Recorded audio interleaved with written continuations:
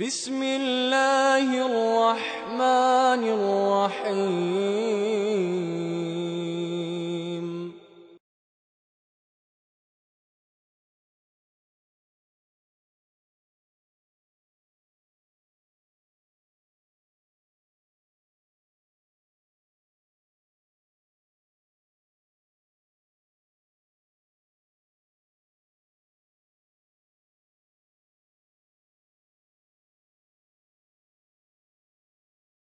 إن الحمد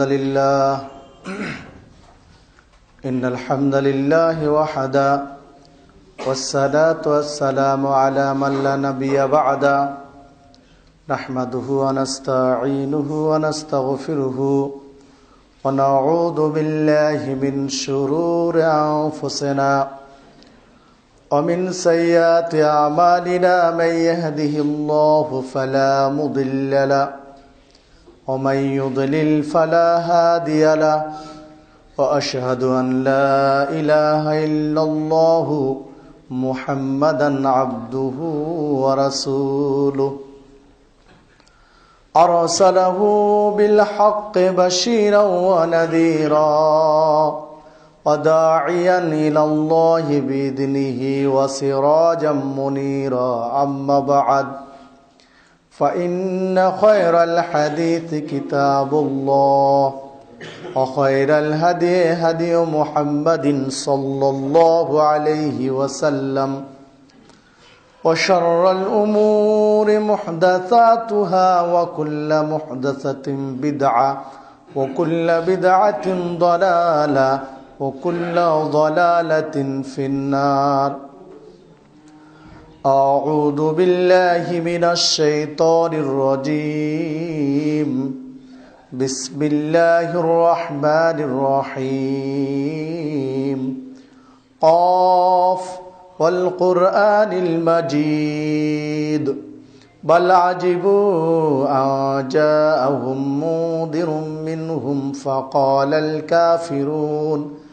فقال الكافرون هذا شيء عجيب أإذا متنا وكنا ترابا ذلك رجع بعيد قد علمنا ما تنقص الأرض منهم وعندنا كتاب حفيظ إلى آخره. وقال الله تعالى في موضع آخر فإن تابوا وأقاموا الصلاة وآتوا الزكاة فإخوانكم في الدين. عن جابر رضي الله عنه قال سمعت رسول الله صلى الله عليه وسلم يقول إن بين الرجل وبين الشرك والكفر ترك الصلاة رواه مسلم. وعن عبد الله بن بريدة رضي الله عنه قال قال رسول الله صلى الله عليه وسلم العهد الذين بيننا وبينهم الصلاة فمن تركها فقد كفر رواه الترمذي بإسناد صحيح. وعن عبد الله بن الشقيق العقيلي رضي الله عنه قال لا يرون شيئا من الأعمال تركه كفر غير الصلاة رواه الترمذي بإسناد صحيح. সম্মানিত মুসল্লিবৃন্দ, সর্বাগ্রে সেই মহান রব্বুল আলামিনের কৃতজ্ঞতা প্রকাশ করি যাঁর অশেষ অনুগ্রহে এক সপ্তাহ পর সুস্থ শরীরে জুমার সালাতের জন্য সমবেত হতে পেরেছি, তাই বলে আলহামদুলিল্লাহ। অতঃপর দরুদ ও সালাম বর্ষিত হোক সর্বকালের সর্বশ্রেষ্ঠ মহামানব সৈয়দুল মুরসালিন খতমুন নবীন নবী মুহাম্মদুর রাসূলুল্লাহ সাল্লাল্লাহু আলাইহি সাল্লামের প্রতি। সম্মানিত উপস্থিতি, আমি আপনাদের সামনে কোরআনুল কারীমের একটি আয়াত পেশ করেছি। রাসূলুল্লাহ সাল্লাল্লাহু আলাইহি ওয়াসাল্লামের মুখনিসৃত বাণীর মধ্য হতে কয়েকটি হাদিস পেশ করেছি। একে সামনে রেখে আজকে আমার আলোচনার বিষয় সালাত পরিত্যাগ করার বিধান, সালাত পরিত্যাগকারীর বিধান। সালাত যে মানুষ ছেড়ে দেয় তার হুকুম কি? এই লোকটি কোন ধরনের অপরাধী যে লোক সালাত পড়ে না, ইচ্ছাকৃত সালাত পড়ে না, অথবা সালাতকে অস্বীকার করে? এদের পরিণাম কি? এ বিষয়ের উপরে প্রমাণভিত্তিক কিছু কথা বলে আজকের আলোচনার ইতি টানবো ইনশাআল্লাহ। ওমা তৌফিক ইল্লা বিল্লাহ আলাইহি তাওয়াক্কালতু ইলাইহি উনীব। সম্মানিত উপস্থিতি, দেখুন, সালাত অত্যন্ত গুরুত্বপূর্ণ একটি ইবাদত। ইবাদতের জগতে যত ইবাদত রয়েছে তার মধ্যে সর্বাগ্রে অগ্রাধিকার যোগ্য ইবাদতের নাম হচ্ছে সালাত। আল্লাহ রাব্বুল আলামিন মানুষকে যে লক্ষ্য নিয়ে সৃষ্টি করেছেন সেই মূল লক্ষ্যই হচ্ছে তার ইবাদত করা। আল্লাহ রাব্বুল আলামিন সূরা জারিয়াত ৪৫ নম্বর আয়াতে বলছেন, সূরা জারিয়াত ৫৬ নম্বর আয়াতে বলছেন, ওমা খলাকতুল জিন্না ওয়াল ইনসা ইল্লা লিয়াবুদুন। আমি মানুষ এবং জিন জাতিকে আমার ইবাদত ছাড়া অন্য কোনো উদ্দেশ্যে সৃষ্টি করিনি, তথা শুধু ইবাদতের জন্যই আমি মানুষ এবং জিন জাতিকে পৃথিবীতে পাঠিয়েছি। তাহলে এই পৃথিবীতে আসার মৌলিক লক্ষ্যই হচ্ছে মানুষের আল্লাহর ইবাদত করা। এটি হচ্ছে মূল লক্ষ্য। কিন্তু আমরা মূল লক্ষ্য থেকে সরে গিয়েছি। আমরা এই মূল লক্ষ্যের উপরে কিন্তু নেই, অনেক দূরে সরেছি। এই দুনিয়াতে টাকা পয়সার প্রয়োজন আছে, অর্থের প্রয়োজন আছে, বাড়ি ঘরের প্রয়োজন আছে, গাড়ির প্রয়োজন আছে, আর কিছু এগুলো প্রয়োজন আছে, কিন্তু সেগুলো আমার ফার্স্ট টার্গেট নয়, সেগুলো আমার প্রথম লক্ষ্য নয়, সেগুলো আমার দ্বিতীয় লক্ষ্য। আমার সর্বপ্রথম লক্ষ্য হচ্ছে আল্লাহর ইবাদত করা। এরপরে দ্বিতীয় লক্ষ্য হচ্ছে আমার জীবন ধারণের জন্য এগুলো উপার্জন করা। এটা আমার দ্বিতীয় লক্ষ্য, যেটা আল্লাহ রাব্বুল আলামিন সূরা জুমা ২য় রুকুর শুরুতেই বলছেন যে যখন তোমরা সালাত শেষ করবে, যখন তোমরা সালাত কমপ্লিট করবে, ফান্তাশিরু ফিল আরজ, তখন তোমরা জমিনে ছড়িয়ে পড়ো। কথা আল্লাহ বলছেন যে সালাত শেষ করে, সালাত সম্পূর্ণ করে, সালাত পড়া শেষ হয়ে গেলে ফান্তাশিরু ফিল আরজ, তোমরা জমিনে ছড়িয়ে পড়ো। মানে এখন তোমরা উপার্জনের দিকে ছুটে যাও। তাহলে উপার্জনটা পরে, সালাতটা আগে। সালাত পড়ে তারপর উপার্জন, সালাত ঠিক রেখে উপার্জন। কিন্তু আমাদের বর্তমান মানসিকতা হচ্ছে উপার্জন ঠিক রেখে সালাত। তাহলে দেখুন, ধরুন আমি একজন ব্যবসায়ী, সালাতের আজান হয়েছে, প্রত্যেকের হাতে এখন ঘড়ি রয়েছে, না হয় মোবাইল রয়েছে, দোকানে ঘড়ি রয়েছে, না হয় বিভিন্ন সিস্টেম রয়েছে সময় জানার জন্য। আমি সুনির্দিষ্ট সময় জানি যে সালাতের জামাত শুরু হবে এতটাই সময়, আমি জানি। এখন আমার দোকানে ৪টা-৫টা কাস্টমার রয়েছে, সালাতও শুরু হয়েছে, আমি দেখতে পাচ্ছি। আর সবচেয়ে পৃথিবীতে যত ইবাদত রয়েছে সবচেয়ে গুরুত্বপূর্ণ ইবাদত হচ্ছে আউয়াল ওয়াক্তে সালাত আদায় করা। আউয়াল ওয়াক্তে সালাত আদায় হচ্ছে সবচেয়ে গুরুত্বপূর্ণ একটা ইবাদত। অথচ এই ৪টা-৫টা কাস্টমার রয়েছে, আমি যদি এখন সালাতে চলে যাই তো কাস্টমারগুলো অন্য দোকানে চলে যাবে, আমার বিক্রি একটু কমে যাবে। এই নিয়তে আমি মনে করি না, যদি ২-১ রাকাত ছুটে যায়, যাক, এই কাস্টমারগুলো আগে বিদায় করি। তাহলে দেখুন, আমি আমার উপার্জনকে প্রাধান্য দিয়েছি সালাতের উপরে। সালাত আমার কাছে গৌণ, মুখ্য হয়ে দাঁড়িয়েছে উপার্জন। কারণ উপার্জন আমি ঠিক রেখে আমি সালাত পড়ছি। অথচ আমার উচিত ছিল যে কাস্টমার যায় যাবে, আমি আগে সালাত পড়ে আসি। কাস্টমারও যদি মুসল্লি হয়, মুসলিম হয়, তারও উচিত যে আমি পরে কিনে আগে সালাত পড়ে আসি। এই মানসিকতা হওয়া দরকার ছিল, কিন্তু আমরা এটা এর মধ্যে নেই। আমাদের মূল লক্ষ্য সালাত। সৃষ্টির লক্ষ্যই হচ্ছে সালাত পড়া, ইবাদত করা। তো ইবাদতটা আমাদের কাছে 2 নম্বরে রয়েছে, দুনিয়াবী জীবনটা আমাদের 1ম নম্বরে রয়েছে।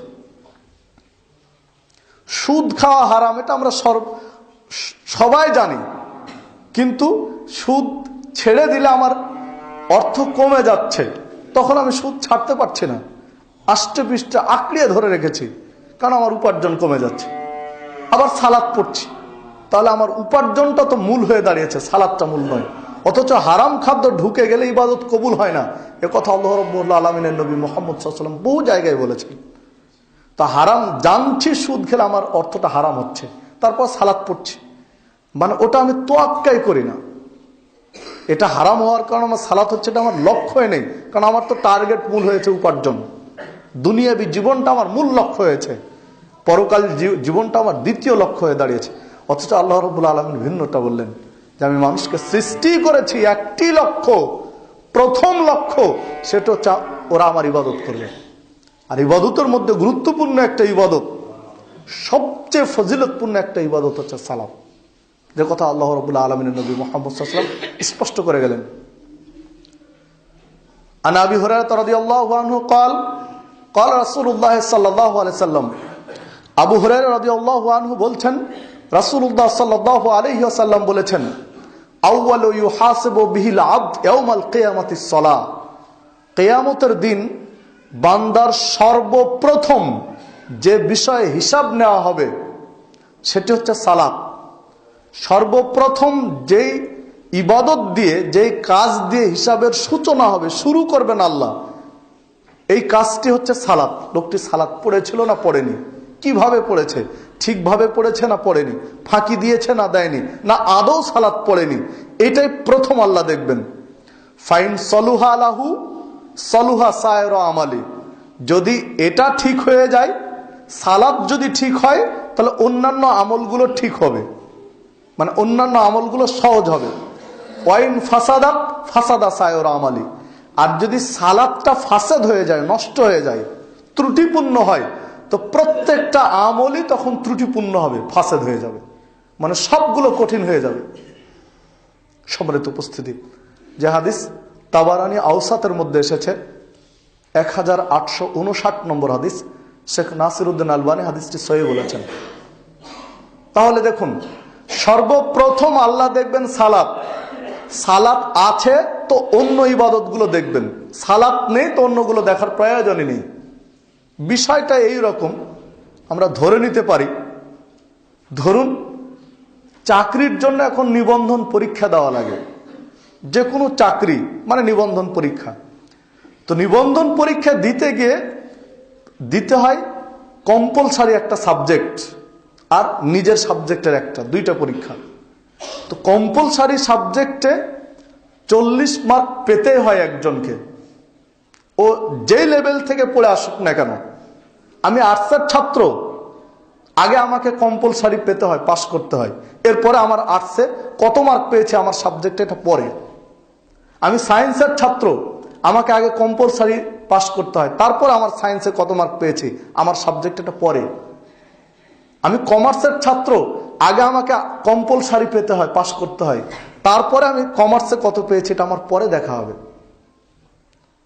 একটা ছাত্র যদি কম্পালসারিতে 30 পেয়েছে আর নিজের সাবজেক্টে পেয়েছে 99 বা 100, 100, ওটা পাস হিসেবে স্বীকৃতি দেওয়া হয় না, এর কোনো গুরুত্ব দেওয়া হয় না, আগে ওকে ওই সাবজেক্টে পাস করতে হয়। তো যে ডিপার্টমেন্ট থেকেই পড়ে আসুক, যে বিভাগ থেকেই পড়ে আসুক, তাকে আগে কম্পালসারি পাস করা লাগে, আবশ্যিক সাবজেক্টটা আগে পাস করতে হয়, তারপরে অন্যগুলো দেখা হয়। যার আবশ্যিকে পাস নেই, ফেল, তার অন্য খাতাগুলো আর দেখার প্রয়োজন হয় না, সে পাস করলেই কি আর না করলেই কি, কারণ আবশ্যিকে সে ফেল করেছে। বিষয়টা এই রকম, সালাত হচ্ছে আবশ্যিক, কম্পালসারি। তিনি মুসলিম হিসাবে, চাই তিনি নারী, চাই তিনি পুরুষ, তিনি ধনী না দরিদ্র, তিনি দিন মজুরে না প্রেসিডেন্ট না প্রধানমন্ত্রী না আর কিছু, তিনি যে লেভেলের হন না কেন, প্রথমে তার দেখা হবে সালাত ঠিক আছে কিনা। যদি সালাত ঠিক থাকে তখন দেখা যাবে তার ইবাদতে সিয়াম আছে না নেই, ধনী হলে তার জাকাত আছে না নেই, বা ইত্যাদি ইত্যাদি, হজ ফরজ হয়েছিল কিনা, এগুলো পরে দেখা হবে। সালাত পড়েনি, লোকটি কয়বার হজ করেছে আল্লাহ এটা দেখার প্রয়োজন মনে করে না। সালাত পড়েনি, কতগুলো সিয়াম পালন করেছে এ দেখার প্রয়োজন নেই। সালাত পড়েনি, কত কোটি টাকা দান করেছে দেখার প্রয়োজন নেই, কারণ এটা আগে মূল, এটা কম্পালসারি। সম্মানিত উপস্থিতি, দেখুন আমরা ব্যর্থ হয়েছি এখানে। সালাত এত গুরুত্বপূর্ণ ইবাদত, অথচ সালাতের ক্ষেত্রে আমাদের ভ্রুক্ষেপ নেই। আজকে বাংলাদেশের মসজিদগুলোতে আজকের এই জুমার দিনে প্রত্যেকটা মসজিদ কানায় কানায় পূর্ণ, ভরপুর। মসজিদে জায়গা ধরে না, রাস্তাতে সালাত আদায় করতে হয় জুমার দিনে। অথচ আজকের ফজরের সালাতে মসজিদগুলো মাতম করেছে। জামাত শুরু হবে সুনির্দিষ্ট সময়ে, তো জামাত শুরু করার লোকগুলো ছিল না। বহু মসজিদের অবস্থায়, বহু মসজিদে এক কাতার, আজকের কথা, আজকের ফজরের সালাতে বহু মসজিদে প্রথম কাতার পূর্ণ হয়নি আজকে। অথচ জুমার দিনে এই পরের রক্তে, ফজরের পরে জোহরের রক্তে জুমাতে প্রত্যেকটা মসজিদ কানায় কানায় পূর্ণ। তো এই মুসল্লিগুলো কোথার থেকে আসলো? এরা মানুষ না অন্য কিছু? এরা এই পৃথিবীতে ছিল না? এরা তো ছিলই, কয়েক ঘন্টা আগে ছিল, এখন আছে, কয়েক ঘন্টা আগে এরা কোথায় ছিল? অথচ আমরা এগুলো মোটেও গুরুত্ব দেইনি। দেখুন আল্লাহ রাব্বুল আলামিন মুসলিমের পরিচয় তুলে ধরছেন। কে মুসলিম, কে পরস্পরের ভ্রাতৃত্ব বন্ধনে আবদ্ধ। সূরা তাওবা 11 নম্বর আয়াতে বলছেন, ফাইন তাবু, সুতরাং যারা তওবা করে, যারা ভুল করার পরে তওবা করে, ও আকামুস সালাহ, এবং সালাত কায়েম করে, ও আতুস যাকাত, যাকাত প্রদান করে, ফা ইখওয়ানুকুম ফিদ্দীন, এরাই হলো তোমাদের দ্বীনি ভাই। আল্লাহ রাব্বুল আলামিন দ্বীনি ভাইয়ের তিনটা পরিচয় তুলে ধরেছেন। একজন ব্যক্তি আমার দ্বীনি ভাই, মুসলিম ভাই, এই স্বীকৃতি পাওয়ার জন্য তিনটি শর্ত। একটি শর্ত হলো ফাইন তাবু, যখনই ভুল হবে এরা তওবা করবে, নিজেরা গোঁড়ামি করবে না যে না আমার ভুল হয়নি। তাকে ধরিয়ে দেওয়া হলো, সে বলবে না যে না এই কোরআন হাদিস তোমাদের নতুন জিনিস আমি নিতে পারবো না, বাপ দাদার ধর্মে যা করেছি তাই করব, ইত্যাদি ইত্যাদি। গোঁড়ামি এরা করে না। দ্বিতীয়ত, এরা সালাত পরিত্যাগ করে না, সালাত পড়ে। তৃতীয়ত, জাকাত ফরজ হলে জাকাত দেয়। এই তিনটা গুণ যদি একজন ব্যক্তির মধ্যে থাকেন, তখন আল্লাহ রাব্বুল আলামিন বলছেন ফা ইখওয়ানুকুম ফিদ্দীন, তবেই এরা তোমাদের দ্বীনি ভাই হিসাবে স্বীকৃতি পাবে, নচেত স্বীকৃতি পাবে না। তাহলে দেখুন, এটা তো আল্লাহ রাব্বুল আলামিন বলছেন, সূরা তাওবা 11 নম্বর আয়াত। একজন ব্যক্তি আমার দ্বীনি ভাই হওয়ার জন্য শর্ত হলো সালাত। রক্ত সম্পর্কের ভাই সে দ্বীনি ভাই হতে পারে না যদি সালাত না পড়ে। রক্তের ভাই হলে সে প্রাধান্য পাবে, এটা ইসলাম বলেনি। দ্বীনি ভাই রক্তের ভাইয়ের উপরে প্রাধান্য পাবে। একই মার পেটে, একই মার ঔরসে জন্ম নিয়েছি, সে সালাত পড়ে না, তার গুরুত্ব আমার কাছে কম। যে সালাত পড়ে মুসলিম ভাই, দ্বীনি ভাই, এর গুরুত্ব আমার কাছে বেশি, এটা আল্লাহ বলছেন। না হলে দেখুন বদরের যুদ্ধে, উহুদের যুদ্ধে মুহাম্মদুর রাসূলুল্লাহ সাল্লাল্লাহু আলাইহি সাল্লাম রক্ত সম্পর্কের বিরুদ্ধে তরবারি ধরেছিলেন দ্বীনি সম্পর্ক টিকিয়ে রাখার জন্য। আবু বকর রাদিয়াল্লাহু আনহু মুহাম্মদ সাল্লাল্লাহু আলাইহি ওয়াসাল্লামের কে? তার সাথে কোনো রক্ত সম্পর্ক আছে? কোনো রক্ত সম্পর্ক নেই। ওমর ফারুক রাদিয়াল্লাহু আনহু কে? তার সাথে কোনো রক্ত সম্পর্ক আছে? কোনো রক্ত সম্পর্ক নেই। উসমান রাদিয়াল্লাহু আনহুর সাথে রাসূলের কোনো রক্ত সম্পর্ক নেই। অথচ আবু লাহাব, তার সাথে রক্তের সম্পর্ক আছে। আপন চাচা আবু লাহাব, তরবারি ধরে আছে আবু লাহাব একদিকে, আর মুহাম্মদ সাল্লাল্লাহু আলাইহি ওয়াসাল্লাম তরবারি ধরেছে আবু লাহাবের বিরুদ্ধে। যদি আবু লাহাবকে পান, তরবারি দিয়ে মাথা উড়িয়ে দিবেন। তাহলে রক্ত সম্পর্কের বিরুদ্ধে তরবারি ধরেছেন স্রেফ দ্বীনি সম্পর্ক টিকিয়ে রাখার জন্য। এই প্রমাণ তো আপনার আমার কাছে স্পষ্ট। সম্মানিত উপস্থিতি, আল্লাহ রাসূল সাল্লাল্লাহু আলাইহি ওয়াসাল্লাম রক্ত সম্পর্কের বিরুদ্ধে তরবারি ধরতে কুণ্ঠাবোধ করেননি যদি দ্বীনি সম্পর্ক না থাকে। হ্যাঁ, তবে রক্ত সম্পর্ক তিনি যদি সালাত পড়েন তাহলে তো সোনাই সোহাগা। মানে রক্ত সম্পর্ক রয়েছে, দিনী সম্পর্ক রয়েছে, তার গুরুত্ব তখন সবার চেয়ে বেশি। কিন্তু যদি রক্ত সম্পর্ক সালাত না পড়ে, রক্ত সম্পর্কের সাথে যদি দিনী সম্পর্ক না টিকে, সে প্রাধান্য পেতে পারে না। আল্লাহ রাব্বুল আলামিন সূরা মারিয়াম 59 নম্বর আয়াতে বলছেন, ফাখলাফা ফি দীনিহিম, মানে তারপরে আসলো এমন কিছু অথর্ব লোক, অসতর্ক লোক, অপদার্থ লোক, আদাউ সলা, যারা সলাত ত্যাগ করলো, সলাতকে নষ্ট করলো। এমন একটা সময় আসলো, অপদার্থদের যুগ আসলো, অলসতাদের যুগ আসলো, যারা আদাউ সলা, সালাতকে নষ্ট করলো। অত্তাবু শাহাওয়াতে, এবং প্রবৃত্তির অনুসরণ করলো। এই দুইটা কাজ করেছে। এক, এরা সালাত ত্যাগ করেছে, সালাতকে নষ্ট করেছে, আর প্রবৃত্তির অনুসরণ করেছে, মন যা চায় তাই করেছে, আর রিপুর তাড়না অনুযায়ী জীবন পরিচালনা করেছে।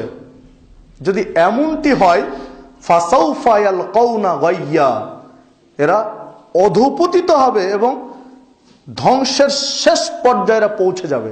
একথা আল্লাহ রাব্বুল আলামিন বলছেন, সূরা মারিয়াম 59 নম্বর আয়াত।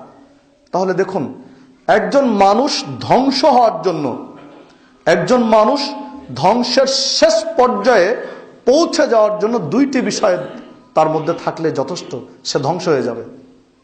এই ধ্বংস বলতে পরকালীন ধ্বংস। যদি আল্লাহ চান দুনিয়াতে ক্ষতিগ্রস্ত করতে পারেন, কিন্তু পরকালে ধ্বংস হয়ে যাবে যদি দুইটি সমস্যা তার মধ্যে থাকে। একটি সমস্যা হলো আদাউস সালাহ, সালাত নষ্ট করে। যারা সালাতকে নষ্ট করে এরা ধ্বংস হয়ে যাবে, পরকালে এদের কিছুই থাকবে না, শেষ পর্যায়ে চলে যাবে ধ্বংসের। আর যারা অত্তাবু শাহাওয়াত, প্রবৃত্তির অনুসরণ করে, মন যাচাই তাই করে, একটা কাজ করছি, এই কাজটার দলিল আছে না নেই, প্রমাণ আছে না নেই, এই কাজের স্বীকৃতি মুহাম্মদুর রাসূলুল্লাহ সাল্লাল্লাহু আলাইহি ওয়াসাল্লাম দিয়েছেন কিনা, আল্লাহ রাব্বুল আলামিন এই কাজ করতে বলেছেন কিনা, তোয়াক্কা করে না, দেখার প্রয়োজন মনে করে না। মন যখন যাচায় তখন তাই করে, মনের প্রবৃত্তি অনুযায়ী জীবন পরিচালনা করে, এই লোকটি ধ্বংস হয়ে যাবে। এ কথা আল্লাহ রাব্বুল আলামিন বলছেন। সম্মানিত উপস্থিতি, আল্লাহ রাব্বুল আলামিন আরো বলছেন সূরা মুদ্দাসির 41 থেকে 43 নম্বর আয়াতে, আনিল মুজরিমিন, যারা পাপী, এই পাপীদেরকে আল্লাহ রাব্বুল আলামিন জিজ্ঞাসা করবেন, বা জিজ্ঞাসা করা হবে পাপীদেরকে। পাপীদেরকে জিজ্ঞাসা করা হবে, মা সালাকাকুম ফি সাকার, তোমরা আজকে যে সাকার নামক জাহান্নামে এসেছো, এর কারণটা কি? তোমরা সাকার নামক জাহান্নামে আজকে কেন? কলু, তখন এই সাকার নামক জাহান্নামে যারা রয়েছে এরা বলবে, লাম নাকু মিনাল মুসাল্লিন, আমরা তো মুসাল্লি ছিলাম না, সালাত আদায় করতাম না। সাকার নামক জাহান্নামে গিয়েছে এই অপরাধীদেরকে যখন জিজ্ঞাসা করা হচ্ছে, তোমরা জাহান্নামে কেন, কি সমস্যা তোমাদের, কোন অপরাধে তোমরা আজকে জাহান্নামী? তো কলু, তখন তারা বলছে, লাম নাকু মিনাল মুসাল্লিন, আমাদের একটা বড় সমস্যা হলো আমরা সালাত পড়তাম না, আমরা সালাত পড়তাম না, এই সালাত না পড়ার কারণে আজকে সাকার নামক জাহান্নামে নিক্ষিপ্ত হয়েছি। সূরা মুদ্দাসির 41 থেকে 43 নম্বর আয়াত। সম্মানিত উপস্থিতি, তাহলে দেখুন, যারা সালাত পড়ে না এদের ঠিকানা হচ্ছে সাকার নামক জাহান্নামে। এ কথা আল্লাহ রাব্বুল আলামিন বলছেন। সূরা মাউন 5 এবং 6 নম্বর আয়াতে আল্লাহ রাব্বুল আলামিন বলছেন, ফাওয়াইলুল লিল মুসাল্লিন, ওই সকল মুসাল্লিদের ওয়াইল নামক জাহান্নাম। কিছু মুসাল্লি রয়েছে যে সালাত পড়ে, এ তো মুসাল্লি, তো সালাত কিছু মুসাল্লি রয়েছে, এই মুসাল্লিদের জন্য ওয়াইল নামক জাহান্নাম। আগের আয়াতগুলোতে এরা সালাত পড়ে না, যারা সালাত পড়ে না, টোটালেই পড়ে না, এদের ঠিকানা হলো সাকার নামক জাহান্নাম। এ কথা আল্লাহ বলছেন সূরা মুদ্দাসিরের মধ্যে। আর সূরা মাউনের মধ্যে বলছেন যে যারা সালাত পড়ে, এইরকম কিছু মুসাল্লির ঠিকানা হলো ওয়াইল নামক জাহান্নাম। কারণ কি? ফাওয়াইলুল লিল মুসাল্লিন আল্লাযীনা হুম আন সালাতিহিম সাহুন, যারা তাদের সালাতের বিষয়ে উদাসীন, অমনোযোগী, গাফেল। সালাত পড়ে কিন্তু সালাতের হক অনুযায়ী পড়ে না, সালাত যেভাবে পড়া প্রয়োজন ঠিক সেইভাবে পড়ে না। সালাতের হুকুম আহকাম, রুকুন আরকান যেভাবে আদায় করা উচিত করে না, রাসূল যেভাবে সালাত পড়েছেন সেভাবে পড়ে না, আল্লাহ রাব্বুল আলামিন যে সিস্টেম বলেছেন সেই পদ্ধতিতে সালাত পড়ে না। এই লোকটি সালাত পড়ে কিন্তু ঠিক মতো পড়ে না, অলসতা করে, উদাসীনতা করে। এদের ঠিকানা বয়েল নামক জাহান্নাম, এরাও ধ্বংস হয়ে যাবে। সম্মানিত উপস্থিতি, সালাত পড়ে যদি হক অনুযায়ী না পড়ি তাহলে সমস্যা রয়েছে। আর সালাত যদি ছেড়ে দেই তাহলে অবস্থা কি হবে একটু ভাবুন।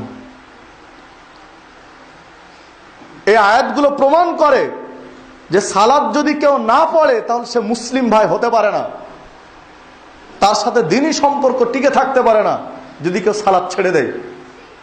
হাদিসের দিকে যদি আমরা লক্ষ্য রাখি, একাধিক হাদিসে রাসূলুল্লাহ সাল্লাল্লাহু আলাইহি ওয়াসাল্লাম একই ধরনের কথা বলছেন। আল্লাহ রাসূল সাল্লাল্লাহু আলাইহি ওয়াসাল্লাম বলছেন, মান সাররাহু আইয়ালকাল্লাহ গাদান মুসলিমান, কেউ যদি আগামী দিন মুসলিম হিসাবে আল্লাহর কাছে পরিচয় দিতে চায়, মান সাররাহু আইয়ালকাল্লাহ গাদান মুসলিমান, সামনের দিন বলতে কিয়ামতের দিন, কিয়ামতের দিন মুসলিম হিসাবে আল্লাহর কাছে পরিচয় দিয়ে যদি কেউ সাক্ষাৎ করতে চায়, আলকাল্লাহ, আল্লাহর সাথে সাক্ষাৎ করতে চায় আনন্দ চিত্তে যে আমি মুসলিম, এই পরিচয় দিয়ে, তাহলে ফালইউহাফিজ আলা হাউলাই সালাতুল খামস, ও যেন 5 ওয়াক্ত সালাত যথোপযুক্তভাবে আদায় করে।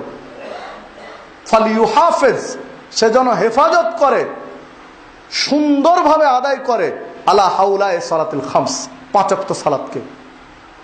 হাইসো ইউনাদা বিহিন্না, এর আজান যেখানে হোক না কেন।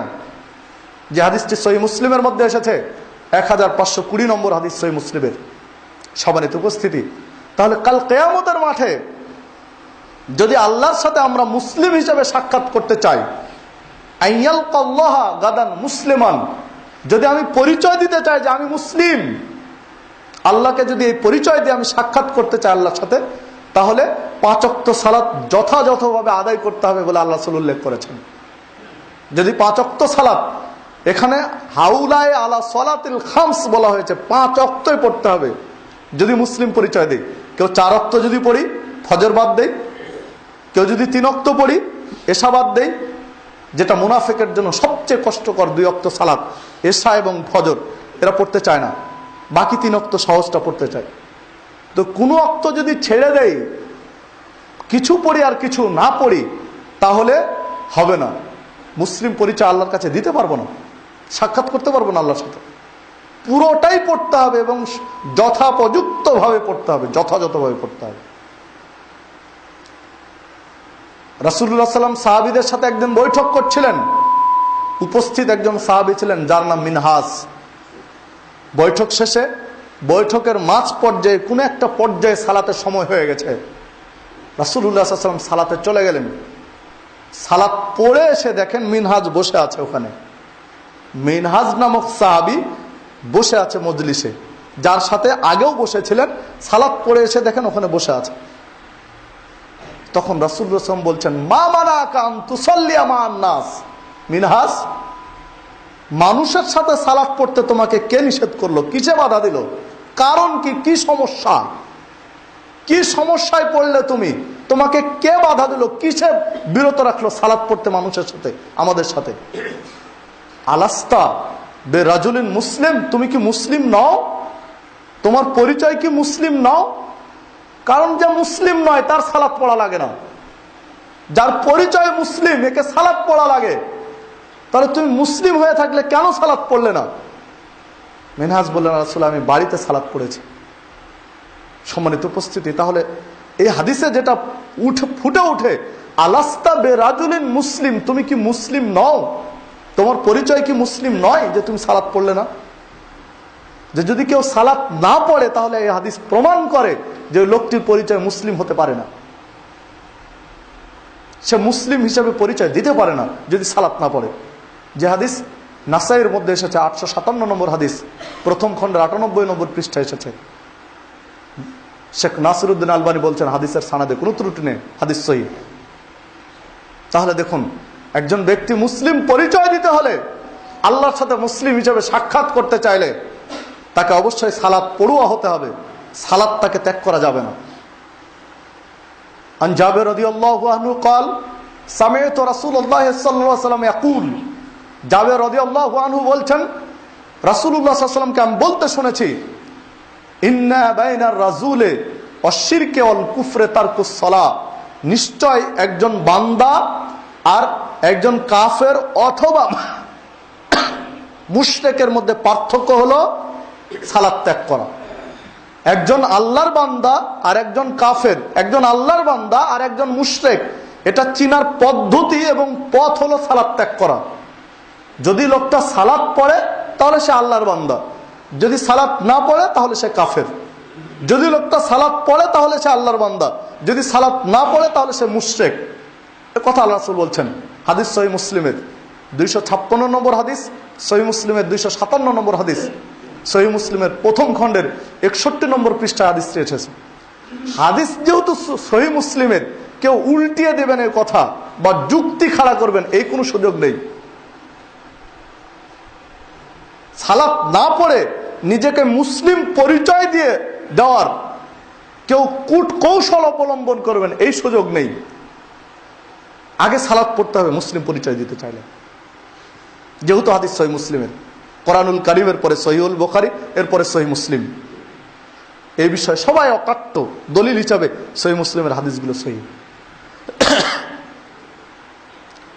আন আব্দুল্লাহ ইবনে বুরাইদা রাদিয়াল্লাহু আনহু قال قال রাসূলুল্লাহ সাল্লাল্লাহু আলাইহি ওয়াসাল্লাম, আব্দুল্লাহ ইবনে বুরাইদা রাদিয়াল্লাহু আনহু বলছেন রাসূলুল্লাহ সাল্লাল্লাহু আলাইহি ওয়াসাল্লাম বলেছেন, আল আহাদুল্লাযীনা বাইনানা ওয়া বাইনাহুমুস সালাহ ফামান তারাকাহা ফাকাদ কাফারা।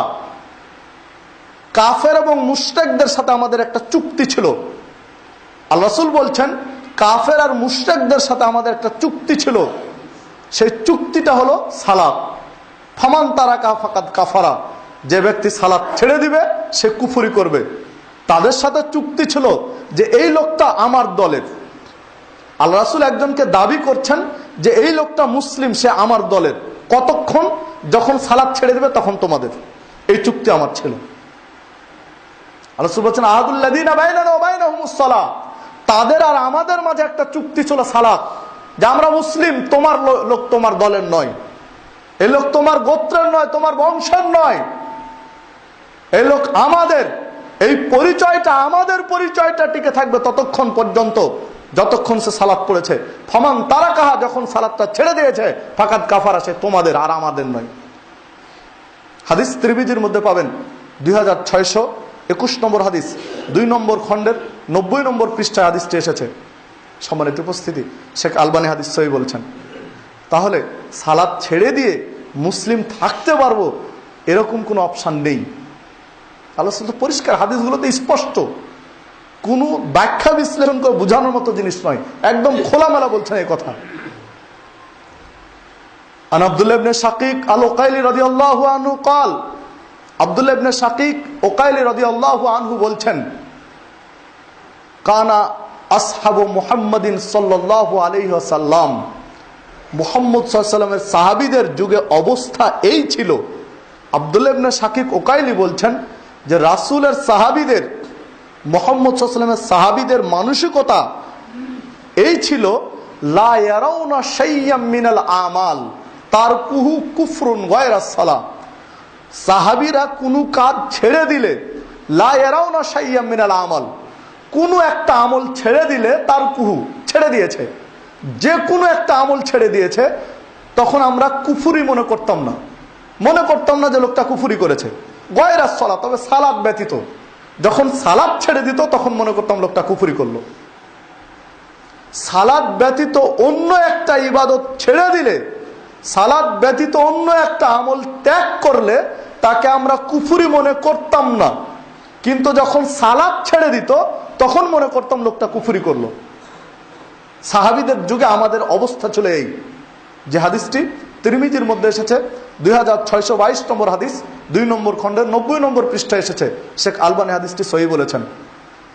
সম্মানিত উপস্থিতি, তাহলে দেখুন, এর পরেও কি কোনো মুসলমানের বাচ্চা সালাত ছেড়ে দিতে পারি? অসম্ভব। মুসলিম দাবি করতে চাইলে সালাত পড়তে হবে, সুযোগ নেই। সালাত ছেড়ে দিয়ে নিজেকে মুসলিম পরিচয় দেওয়া অসম্ভব। আল্লাহর সাথে যদি সাক্ষাৎ করতে চাই আমি মুসলিম, তাহলে আমাকে 5 ওয়াক্ত সালাত পড়তে হবে। যদি নিজেকে মুসলিম পরিচয় দিতে চাই যে আমি মুসলিম, আমি মুসলমানের সন্তান, আমি মুসলিম হিসেবে আল্লাহর কাছে যেতে চাই, তাহলে সালাত পড়তে হবে। সালাত ত্যাগ করার কোনো সুযোগ নেই।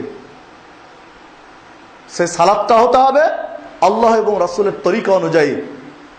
আন মালিক ইবনে হুয়াইরিস রাদিয়াল্লাহু আনহু قال لنا رسول الله صلى الله عليه وسلم, মালিক ইবনে হুয়াইরিস রাদিয়াল্লাহু আনহু বলছেন রাসূলুল্লাহ সাল্লাল্লাহু আলাইহি ওয়াসাল্লাম আমাদেরকে বলেছেন, সাল্লু কামা রাআইতুমুনি উসাল্লি, যে তোমরা ঠিক ওইভাবে সালাত পড়ো যেইভাবে আমাকে সালাত পড়তে দেখছো। মুহাম্মদ সাল্লাল্লাহু আলাইহি ওয়াসাল্লাম যেভাবে সালাত পড়েছেন হুবহু ওইভাবেই সালাত পড়তে হবে, ব্যতিক্রম করার সুযোগ নেই। হাদিস সহিহ বুখারীর 631 নম্বর হাদিস, প্রথম খণ্ডের 88 নম্বর পৃষ্ঠায় হাদিসটি এসেছে। হাদিস যেহেতু সহিহ বুখারীর, এখানে নিজস্ব থিওরিতে নিজের মাযহাব অনুযায়ী নিজের ইমামের দেখানো পথ অনুযায়ী সালাত পড়বেন, এরকম সুযোগ নেই। সালাত হতে হবে রাসূলের তরিকা অনুযায়ী। কোন ব্যক্তিগত সিদ্ধান্ত, কোন ব্যক্তির আদর্শ অনুযায়ী সালাত পড়ে ওই সালাত হবে অসম্ভব। কারণ সালাতটা হতে হবে রাসূলের তরিকা অনুযায়ী, রাসূল যেভাবে পড়েছেন পরিষ্কার বলে গেলেন। সম্মানিত উপস্থিতি, দেখুন এই ক্ষেত্রে সালাতের পড়ার ক্ষেত্রে দুটি অপশন রয়েছে। কেউ যদি অলসতা করে অবহেলায় সালাত মাঝে মাঝে ত্যাগ করে, মাঝে মাঝে পড়ছে মাঝে মাঝে ছেড়ে দিয়েছে, অলসতা রয়েছে, অবহেলা রয়েছে, এইরকম যদি হয় তাহলে তার হিসাব কি হবে? এই মর্মে একটা আলোচনা রাসূল সাল্লাল্লাহু আলাইহি ওয়াসাল্লাম তুলে ধরেছেন। এই লোকটা প্রথমত জাহান্নামে যাবে, যে অলসতা করে বা অবহেলায় সালাত ত্যাগ করেছে, এই লোকটি জাহান্নামে যাবে।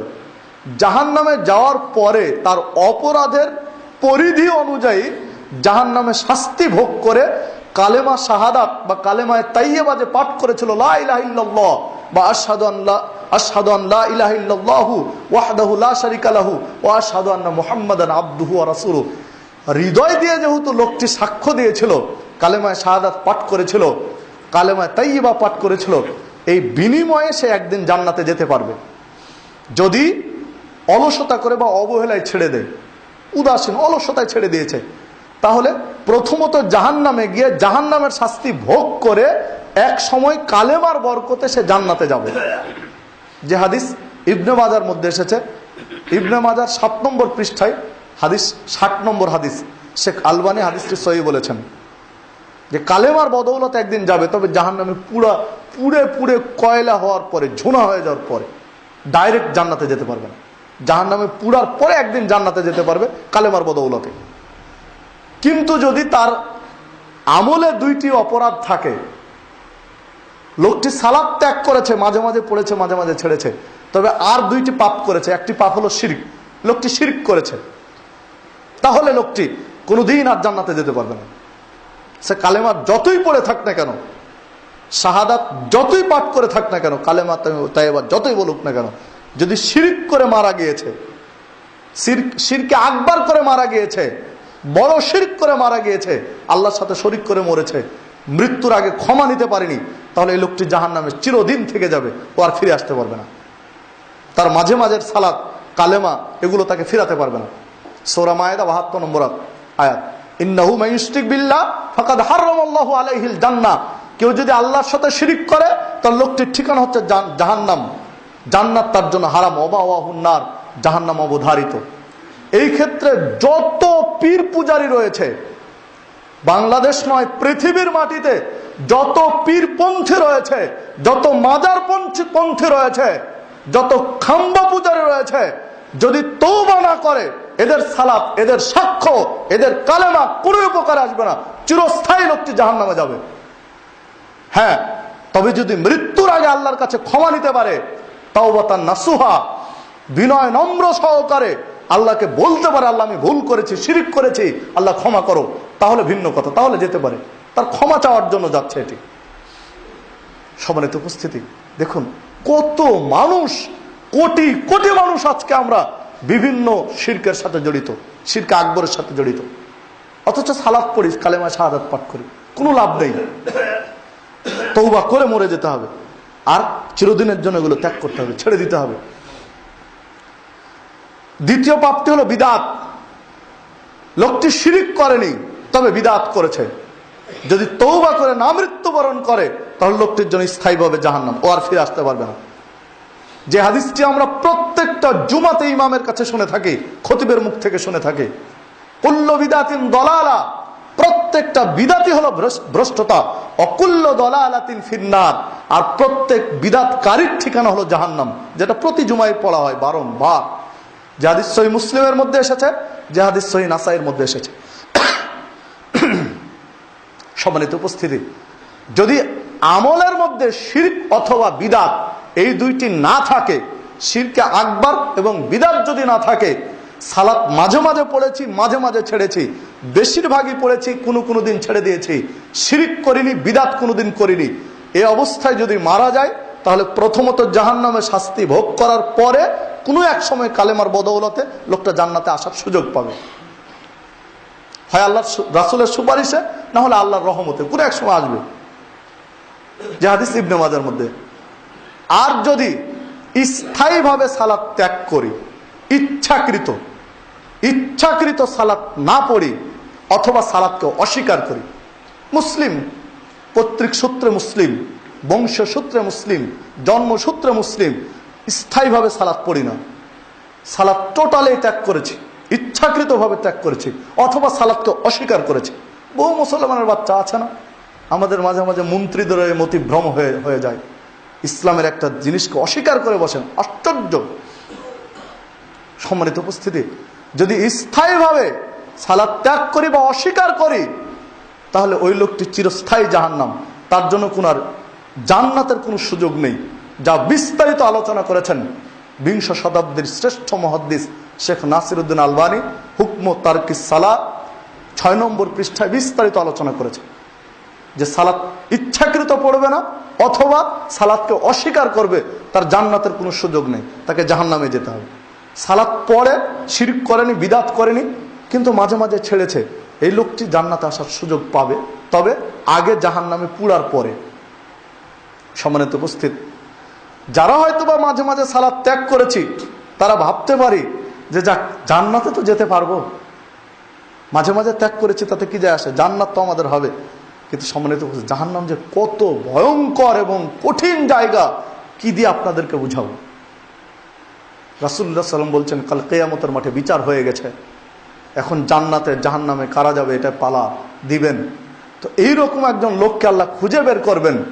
এই দুনিয়াতে যে লোকটি কষ্টের উপরে কষ্ট করেছে, সুখ বলে কোনো জিনিস যে লোকটি কোনোদিন পায়নি, হতে পারে লোকটি কোনোদিন তৃপ্তি সহকারে পেট ভরে খেতে পায়নি, এতই দরিদ্র। এই লোকটি যখনই ভালো আমল করেছে, মানুষ তাকে তুচ্ছ তাচ্ছিল্য করেছে। ধরুন সালাত ঠিকভাবে মসজিদে পড়তে গিয়েছে, মসজিদ থেকে বের করে দিয়েছে। গত 2 দিন আগে এক মাহফিলে আলোচনা করছিলাম, এক ভাই বলছেন যে আমি জোরে আমিন বলি, এই জন্য আমাকে মসজিদে আসতে নিষেধ করেছে, যে তুমি আমাদের মসজিদে আসবে না, আমাদের সালাতের ক্ষতি হয়। তুমি কিসের মুসল্লি? সহিহ মুসলিমের হাদিস, রাসূল বলছেন যে যখন ইমাম গায়রিল মাগদুবি আলাইহিম ওয়ালাদ দাল্লিন বলে, তখন তোমরা আমিন বলো, মাদ্দাবে সাউতিহি, শব্দ করে আমিন বলো। তো রাসূল আমিন বলতে বলেছেন, ওই আমিন বলার কারণে তোমার সালাতের ক্ষতি হয়। তুমি কার উপরে কথা বলেছো, হিসাব করেছো? রাসূলের সালাত ক্ষতি হয়নি, আর তোমার সালাতের ক্ষতি হয়। তুমি কি রাসূলের চেয়ে বেশি পরহেজগার, রাসূলের চেয়ে বেশি তাকওয়াবান, রাসূলের চেয়ে বেশি ভক্তি দেখাতে চাও, যে রাসূলের ক্ষতি হয় না আর তোমার ক্ষতি হয়? এগুলো মুসলমানদের বাংলাদেশের চিত্র বলছি। আধুনিক সভ্যতার যুগে মানুষ এই ধরনের কথা বলতে পারে, ভাবতে অবাক লাগে। জোরে আমিন বলার কারণে বলতে পারে একজন মানুষ যে আমাদের সালাতে ক্ষতি, তুমি বেরিয়ে যাও? অসম্ভব। পায়ে পা মিলিয়েছি তাই বলতে পারে যে তুমি পায়ে পা মিলিয়েছো কেন, বেয়াদবি? রাসূল সাহাবীদের সাথে পায়ে পা মিলিয়ে দাঁড়িয়ে আছেন। রাসূলুল্লাহ সাল্লাল্লাহু আলাইহি ওয়াসাল্লাম সাধারণত ইমামতি করেছেন, কিন্তু কয়েকটা ওয়াক্ততে তিনি মুসল্লি ছিলেন। আবু বকর সালাত পড়েছেন, রাসূল দাঁড়িয়ে আছেন, পাশে সাহাবীর সাথে পায়ে পা মিলিয়ে দাঁড়িয়ে আছেন। মুহাম্মদ সাল্লাল্লাহু আলাইহি ওয়াসাল্লাম সাহাবীদের সাথে পায়ে পা মিলিয়ে দাঁড়িয়ে আছেন, পৃথিবীর ইতিহাসে শ্রেষ্ঠ মানুষ, তার বেয়াদবি হয় না। আর তুমি একজন সাধারণ মানুষ, তোমার পায়ে পা মিলালে এটা বেয়াদবি হয়। তুমি রাসূলের চেয়ে বেশি আদব শিষ্টাচার শেখাতে চাও, তুমি ভদ্রতা শেখাতে চাও, রাসূলের চেয়ে আমি বেশি ভদ্র। ইসলামী শরীয়তে তোমার মতো ভদ্র মানুষের কোনো মূল্য নেই। যে লোকটি রাসূলের চেয়ে বেশি ভদ্র হতে চায়, রাসূলের চেয়ে বেশি তাকওয়াবান হতে চায়, ইসলামী শরীয়তে তার কোনো মূল্য নেই, অসম্ভব। সম্মানিত উপস্থিতি, আমরা কোথায় গিয়ে দাঁড়িয়েছি? তো সালাতের ক্ষেত্রে আপনাকে আমাকে খুব সতর্ক থাকতে হবে, সাবধান থাকতে হবে। রাসূল যেভাবে পড়েছেন ঠিক সেভাবে পড়তে হবে। সালাত ছেড়ে দেওয়ার কোনো সুযোগ নেই। আমরা অনেকেই বলি সালাত না পড়ি, নামাজ না পড়ি, ইমান ঠিক আছে। কিসের তোমার ইমান? তুমি নামাজই পড়ো না, তোমার আবার ইমান? সম্মানিত উপস্থিতি, দেখুন আজকের এই মুহূর্তে উদাত্ত আহ্বান জানায় যে আমরা নিজেরা সালাত পড়ি, পরিবারকে সালাত পড়ানোর জন্য তাকিদ দেই। শুধু নিজে বাঁচবো এই কথা ইসলাম বলেন।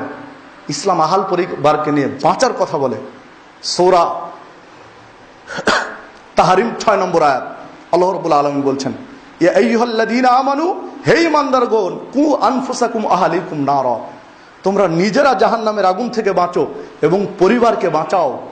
শুধু নিজে বাঁচলে হবে না, আহাল পরিবারকে নিয়ে জাহান্নাম থেকে বাঁচতে হবে, কথা আল্লাহ বলছেন। শুধু নিজে সালাত পড়বো আর ছেলে পড়বে না, মেয়ে পড়বে না, বৌমা পড়বে না, স্ত্রী পড়বে না, এমনটা যেন না হয়। কারণ তারা যদি না পড়ে তার পাপের ভার মালিককে নিতে হবে। অকালাল্লাযীনা কাফারু, যারা কুফরি করেছে, সালাত পড়েনি তো কুফরি করেছে। যা একাধিক আয়াত এবং হাদিস আপনার কাছে বলেছি, যারা সালাত পড়েনি তো কুফরি করেছে। অকালাল্লাযীনা কাফারু, যারা আল্লাহর সাথে কুফরি করেছে, এরা কাল কিয়ামতের মাঠে আল্লাহকে বলবে, রব্বানা, হে আমাদের প্রতিপালক, আরিনাল্লাযীনা আযাল্লানা মিনাল জিন্নি ওয়াল ইনস, আজকে আমাদেরকে জাহান্নামে যেতে হচ্ছে তোমার সাথে কুফরি করার কারণে, সালাত না পড়ার কারণে। তো কোথায় আমার অভিভাবক, যারা আমাদের নেতৃত্ব দিয়েছে, আমাদের পরিচালিত করেছে, যারা আমাকে তাকিদ দিয়েছে, বাবা তুমি প্রতিদিন স্কুলে যাও, স্কুলে না গেলে পিটিয়েছে, পড়া না করলে পিটিয়েছে, এই অভিভাবকগুলো কোথায়? আমি ব্যবসা বাণিজ্যে না গেলে আমাকে পিটিয়েছে, আমার খাবার বন্ধ করে দিয়েছে, আমি ইনকাম না করলে আমাকে কোণঠাসা করেছে, এত চাপ সৃষ্টি করেছে, বাধ্য করেছে দুনিয়াবী জীবনে প্রতিষ্ঠিত হতে, অথচ সালাতের বিষয় আমাকে কোনোদিন বাধ্য করেনি, সালাতের বিষয় আমাকে সতর্ক করেনি। এই অভিভাবকগুলো আজকে কোথায়? আরিনাল্লাযীনা আযাল্লানা মিনাল জিন্নি ওয়াল ইনস তাহতা আকদামিনা লিয়াকুনা মিনাল আসফালিন, আজকে আল্লাহ তুমি আমাদের কাছে নিয়ে আসো, তাদেরকে ফেলে দিয়ে, তাদের বুকে পাড়া দিয়ে আজকে জাহান্নামে যাব। এমনি যাব না, পা দিয়ে, দুই পা দিয়ে খুঁচে খুঁচে আজকে জাহান্নামে যাব। আল্লাহকে বলবেন এরা, আপনি যে কলিজার টুকরো নয়নের পুত্তলি সন্তানকে প্রতিনিয়ত চুমুই চুমুই মানুষ করেছেন, এই সন্তান কালকে আপনার বুকের উপর পা রেখে জাহান্নামে যাবে, কারণ তাকে আপনি সালাতের জন্য বাধ্য করেন। ওই সন্তান যদি আজকে ব্যবসা প্রতিষ্ঠানে না যায় তো বলবেন যে তোমার জন্য আমার ব্যবসায় 1 লাখ টাকা ক্ষতি হয়ে গেল, তুমি কেন ব্যবসা করতে গেলে না, আজকে আমার এতটা কাস্টমার হারিয়ে গেল। তাকে ধমকাচ্ছেন, কিন্তু সালাতের জন্য একদিনও কেন বলতে পারলেন না যে তুমি সালাত পড়লে না, হায় হায় কি করলে, আমার জান্নাত শেষ করে দিলে তুমি? কোনোদিন বলেছেন? যখন একাধিক যায়নি তখন আপনি বলছেন ঠিক আছে, তুমি যদি ব্যবসা বাণিজ্যে না যাও, ইনকাম না করো, বসে থাকো অথর্ব হয়ে যদি বসে থাকো, তুমি আমার সংসার থেকে চলে যাও, তোমাকে পৃথক করে দিলাম, তুমি নিজের রাস্তা দেখো। আপনি ইনকামের ক্ষেত্রে কথা বলতে পারেন, সালাতের ক্ষেত্রে বলেছেন কোনোদিন যে বাবা তুমি যদি সালাত না পড়ো তুমি পৃথক হয়ে যাও, তোমার পথ তুমি দেখো, তুমি আমার সাথে থাকতে পারবে না? এ কথা কোনোদিন বলেছেন? যদি না বলে থাকি তাহলে কি জবাব দেব কাল কিয়ামতের মাঠে? তাই আসুন আমরা সালাত পড়ার চেষ্টা করি, শুধু চেষ্টা না, যথাসাধ্য চেষ্টা করি।